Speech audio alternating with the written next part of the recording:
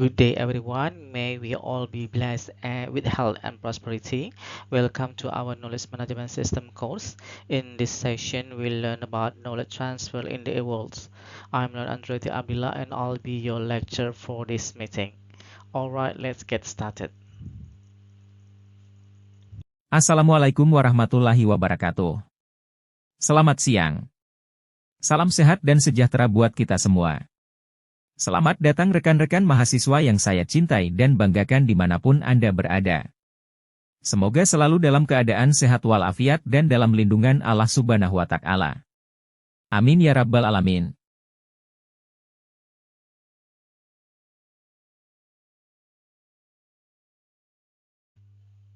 Lecture untuk mata kuliah ini adalah Leon Andreti Abdillah, saat ini sebagai Associate Professor Computer Science and Information System pada Faculty Science and Technology. Kemudian juga bertugas sebagai asesor, reviewer, research fellow, dan editor. Asesor BKD di Kemdikbud, kemudian reviewer di Kemdikbud, research fellow INTI International University Malaysia, serta research fellow Tsinghua University Taiwan, dan menjadi editor pada sejumlah international journal dan conference. Mata kuliah yang diasuh antara lain adalah HCI, KMS, CRM, kemudian ada BPP, BPHEM, Databases, Data Structure, ERP, Information System, ITSM, Management Information System, Supply Chain Management, System Analysis and Design, Algoritma and Programming, dan lain-lain. Juga sebagai mentors, ini ada di Pablo New Zealand dan Unpad Indonesia.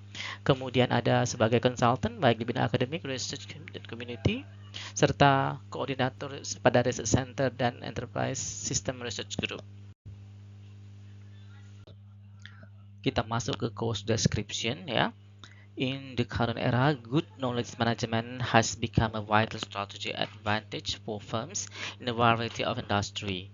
Knowledge management system is a course that aims to give students a thorough understanding of the principles, techniques, and technologies involved in harnessing, organizing, sharing, and exploiting knowledge in an organizational environment.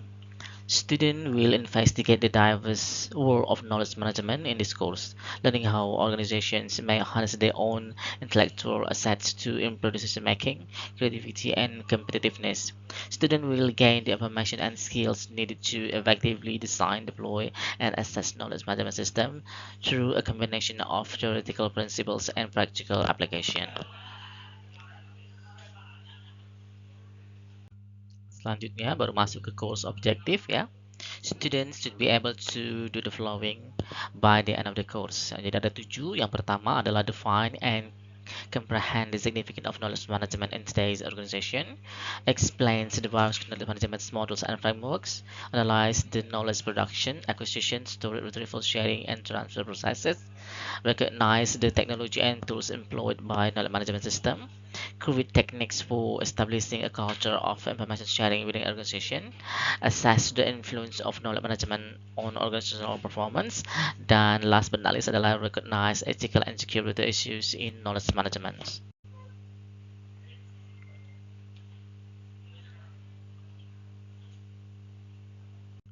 Oke, sekarang masuk ke course expectation. Yang pertama adalah attendance dan enrollment. Jadi mahasiswa diharapkan secara reguler itu hadir ya, bisa secara offline ataupun online, termasuk juga dalam diskusi, dalam forum, serta kegiatan berkelompok. Yang kedua adalah task and assignment. Jadi selama perkuliahan Anda akan mendapati sejumlah tugas-tugas, bisa juga kuis, ujian untuk menilai seberapa capaian pemahaman Anda terhadap konten mata kuliah ini. Kemudian ada juga grup project. Mahasiswa diminta untuk bekerja secara kolaboratif ya, berkelompok untuk mengaplikasikan knowledge management principle ke dunia nyata yang mungkin ditemui. Yang keempat adalah reading and resources. Nanti kita akan berikan sejumlah recommended reading and resources. Jadi diharapkan Anda mempelajari materi-materi tersebut sehingga dapat meningkatkan pemahaman dari subjek ini. Selanjutnya perlu diperhatikan juga regular office hours ya.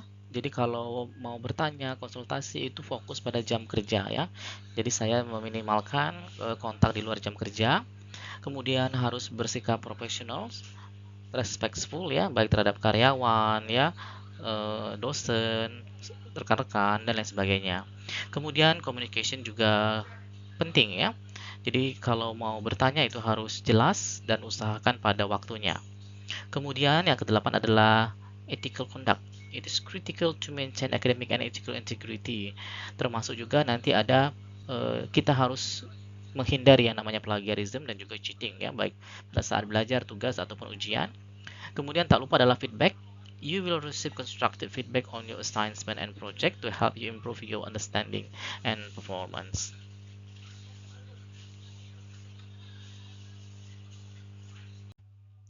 Review, ada sejumlah materi yang perlu kita ulas lagi ya, yaitu terkait dengan fundamental knowledge transfer, kemudian employees vocational needs, converting experience into knowledge via knowledge transfers, strategy of knowledge transfer, serta role of internet in knowledge transfer and sharing. Fundamental of knowledge transfers, yang pertama itu haruslah dilakukan harian, bahkan sudah menjadi integral part of learning organization.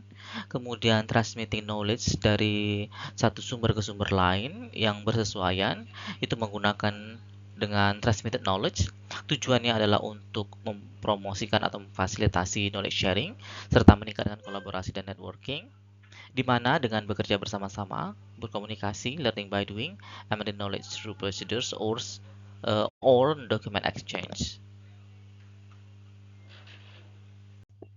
Employee vocational needs ini melibatkan ability of utilization, advancement prospect, level of achievement, level of creativity, compensation, independence, authority or supervision, kemudian juga level of responsibility, recognition, status, job security, variety, serta work condition.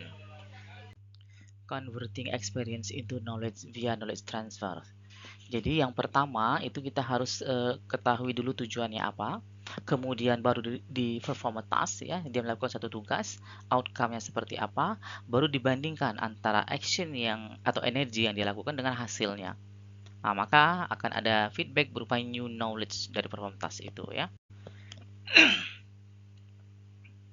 Transfer metodnya ini bisa face to face atau verbal, bisa knowledge base, bisa form, formulir-formulir atau bentuk-bentuk yang lainnya. Strategi of knowledge transfer, ada 3 strateginya. Yang pertama itu adalah collective sequential transfer, di mana specialist team perform same function at other sites. Jadi timnya sama, hanya saja site-nya yang berbeda. Yang kedua adalah explicit inter-team transfer. Jadi ada inter-team ya. One team share experience with another working on the similar job at another sites. Jadi inter-team ya. Yang ketiga adalah tacit knowledge transfer. Ini bersifat unique and complex, non-algorithmic project where knowledge is mentally stored. Knowledge have to be modified, maybe in language, tone, and content to be useful.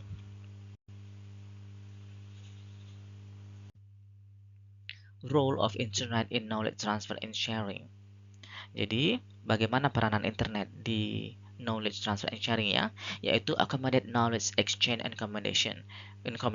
Jadi mengakomodasi pertukaran pengetahuan serta komunikasinya, allow sending message to multiple persons simultaneously. Jadi memungkinkan untuk mengirimkan pesan ke banyak orang secara terus-menerus, over variety of services, jadi menawarkan sejumlah ragam layanan ya, serta integrate system and network.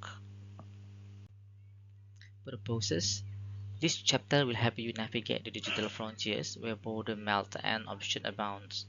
Learn about your platform, collaboration technology, and successful communication tactics. Learn how to use technology for smooth knowledge dissemination.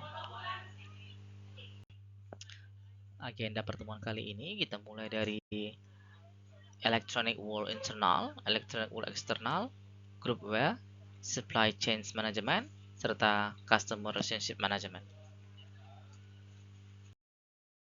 This meeting explores knowledge transfer in the e-world, focusing on internal and external digital environments. Internally, organizations utilize groupware to facilitate collaboration and share tacit knowledge among employees. Externally, knowledge exchange occurs through supply chain management, SCM, and customer relationship management, CRM, systems, integrating partners and customers in real time.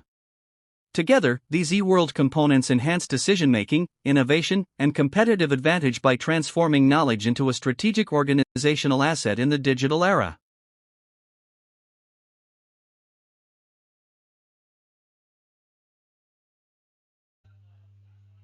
Okay, introductions. Information travel quickly in the e-world, changing traditional knowledge sharing processes.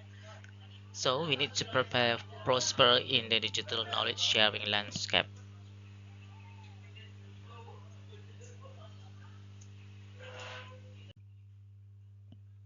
Knowledge sharing system are designed to help users share their knowledge both tacit and explicit. Most of the KMS are designed to share the explicit knowledge of individual and organization. This system also referred to as knowledge repository. Jadi, knowledge sharing itu memang didesain untuk membantu penggunanya dalam share knowledge mereka, baik itu tekstil maupun eksplisit. Tetapi sebagian besar KMS itu share yang explicit knowledge ya, dan disebut juga dengan knowledge repository. Berikut adalah knowledge transfer and sharing in the e-world. Ada knowledge source ya. Knowledge source-nya bisa berupa corporate database, knowledge base, atau knowledge base application. Nah, ini yang ada tiga ini masuk menggunakan intranet yang ada pada organisasi. Kemudian ada juga sharing yang dilakukan untuk dunia luar. Itu menggunakan yang namanya extranet ya. Bisa saja yang di-share itu kepada klien, partners, service providers, atau third party vendors. Ini kelompoknya adalah knowledge customers. The e-world atau dunia elektronik yang bagian internal ini menggunakan intranet ya. Internet technology to serve the internal needs of organization. Contohnya adalah link knowledge workers and users ya, seperti line managers, bagaimana dia melayani sampai ke 24 jam sehari. Justified when number of employees is moderate to large. Justified when the needed knowledge must reach its destination in a hurry. Jadi kalau jumlahnya banyak dan kita butuh dalam waktu yang singkat. Intranet a conceptual modes ya. Jadi proses knowledge transfer and sharing itu pada intranet. Di sini ada corporate intranet. Bisa melibatkan knowledge worker atau product design contohnya. Kemudian budget director untuk new product. Production team itu terkait manufacture. Kemudian ada sales committee untuk new product. Serta advertising team juga bisa untuk new product. The e-world external. Extranet for knowledge exchange. Jadi selain intranet tadi yang dilakukan untuk pihak internal, juga ada extranet untuk knowledge exchange di pihak eksternal ya. A company website linking to or more trading partners. Jadi melalui website kita bisa terhubung dengan sejumlah partner dagang kita. System designer at each participating company must collaborate to ensure a common interface. Jadi interface-nya dibuat umum ya antar desainer yang terkait. Ini juga menjadi backbone untuk e-commerce dan memberikan manfaat berupa faster time to market, increase partner interaction, serta customer loyalty.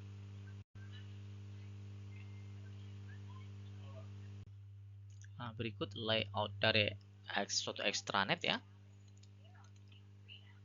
Nah, jadi pihak luar itu dapat berupa distributor, customers, atau supplier. Melalui jaringan internet, kemudian juga ada firewall-nya, ini bisa terhubung ke corporate intranet. Misalnya di sini ada Office A, Office B, nah, sehingga dapat terhubung dengan pihak eksternalnya ya.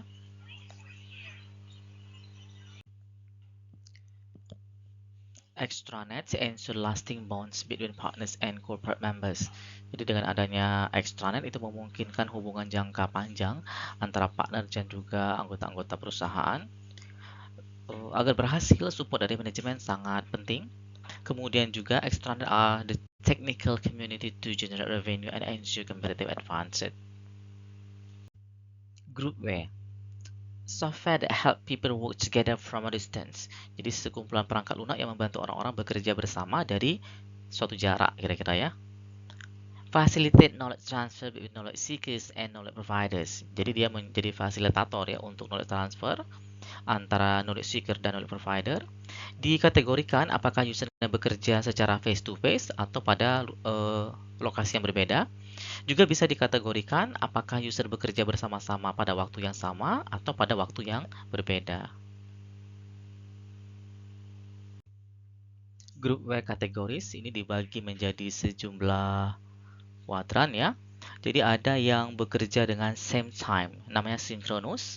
Ini terbagi dua, apakah dia pada same place, co-located, atau bisa juga terbagi menjadi different place atau distance.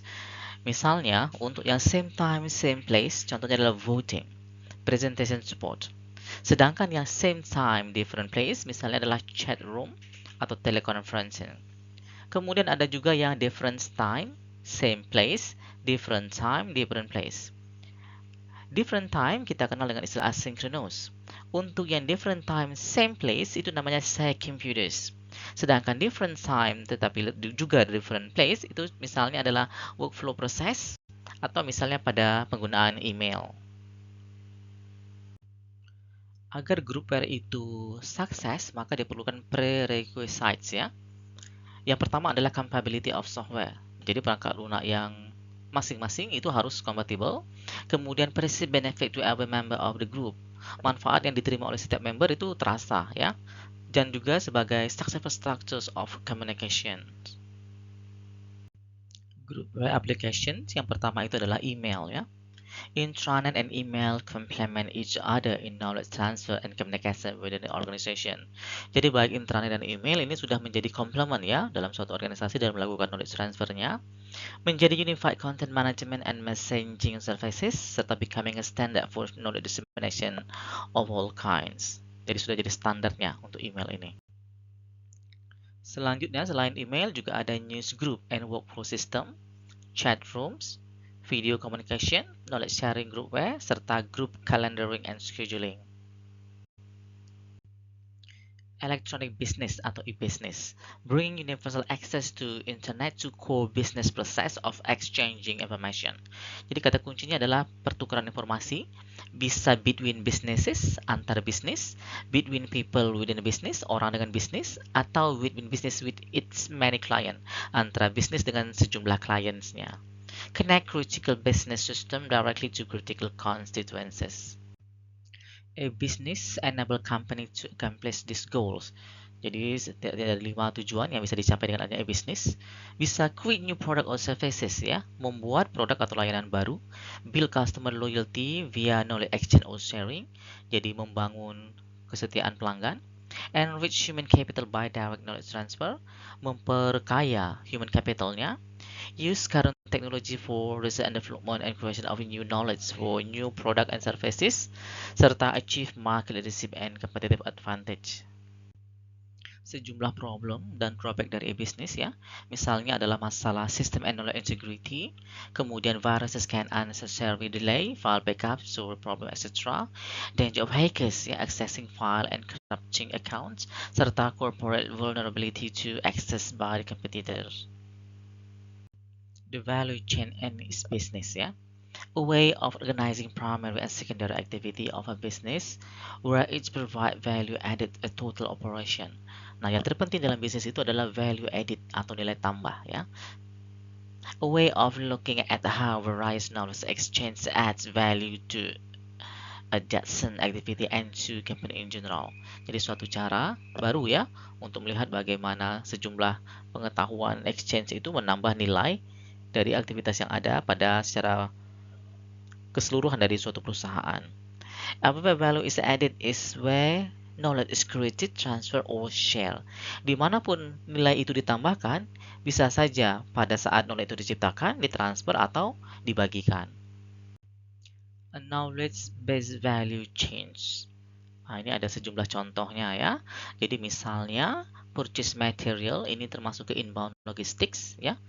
Ada juga yang terkait dengan operation, outbound logistik, misalnya untuk penyimpanan dari sisi produk, bisa juga untuk marketing and sales sampai ke services ya. Supporting activity-nya bisa melibatkan corporate infrastructures, bisa dari planning, finance, accounting, legal service, dan sebagainya. Juga ada human resources, teknologi development sampai ke procurement. Supply chain management, SCM mean having the right product in the right place at the right time at the right price in the right condition. Jadi SCM itu bermakna adalah produk yang tepat pada lokasi yang tepat, waktu yang tepat, harga yang tepat, dan kondisi yang pas ya. HCM itu require collaboration, knowledge sharing of logistics, and consensus among knowledge workers and suppliers. Jadi dia ada kolaborasinya, ada sharingnya, serta konsensus ya. Employ powerful tools to allow company to exchange and update information. Di mana goal dari HCM adalah improving efficiency and profitability.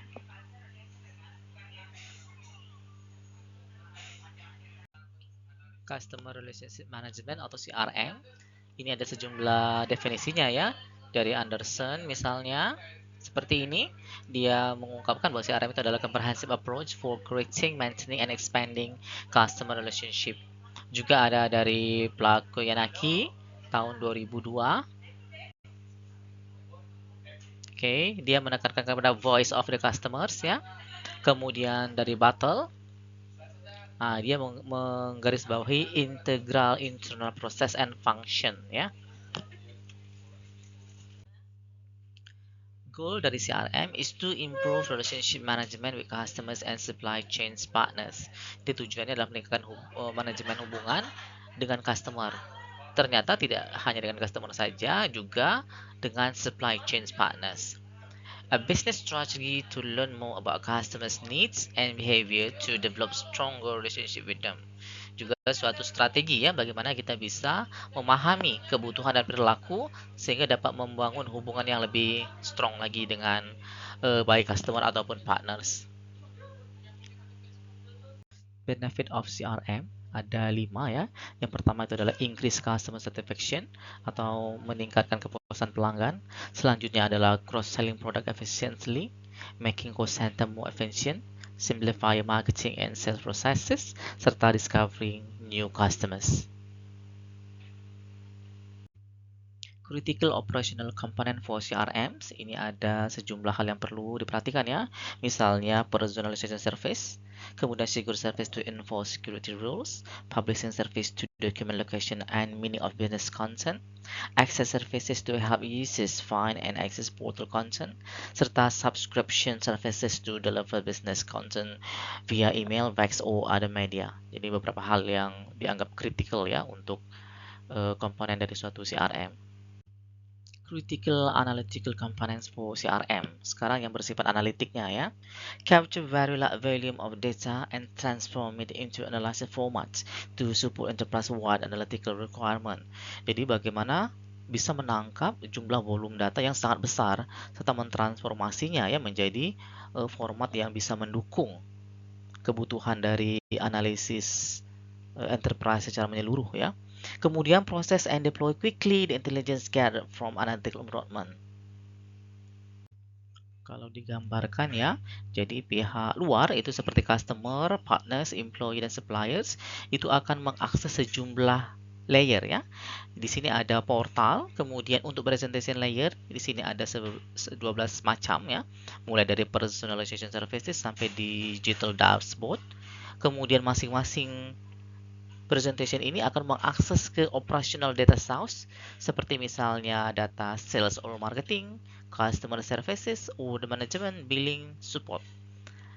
Lanjut, masing-masing kumpulan data besar ini akan mengambil ke data mart ya, mulai dari data mart customer, data mart product, sales, order.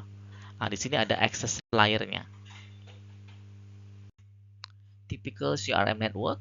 Berikut adalah contoh jenis jaringan CRM yang umum ya. Jadi customer itu bisa melakukan hubungan ke pihak kita melalui telepon atau bisa juga melalui web base ya. Kemudian kalau dia menggunakan telepon akan terhubung dengan call center. Call center juga akan mengakses corporate database. Selanjutnya, customer information itu bisa diberikan kepada supply chain partners. Begitu juga dengan purchase order atau bisa order atau juga returns-nya. Kita masuk ke conclusion ya. Knowledge transfer and sharing in the world itu bisa melibatkan internal, pakai intranet, dan eksternal menggunakan internet ya. Kemudian knowledge source bisa berupa corporate database, knowledge base application.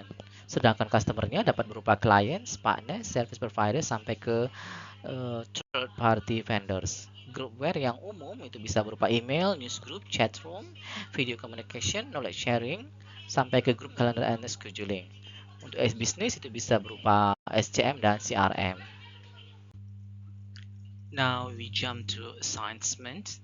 In assignment 9, based on your team project, you need to share the knowledge in the form of poster or short video or reel in the social media by using YouTube Shorts, Instagram Reel, TikTok Short Video, Facebook Reel, and OX Twitter. Save your assignment in Canva or PowerPoint 365 as KMS year class 9 and the code of the learning add by your group name.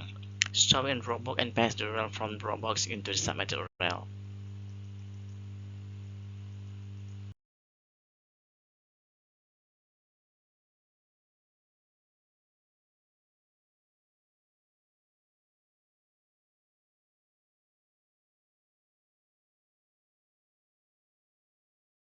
Thank you.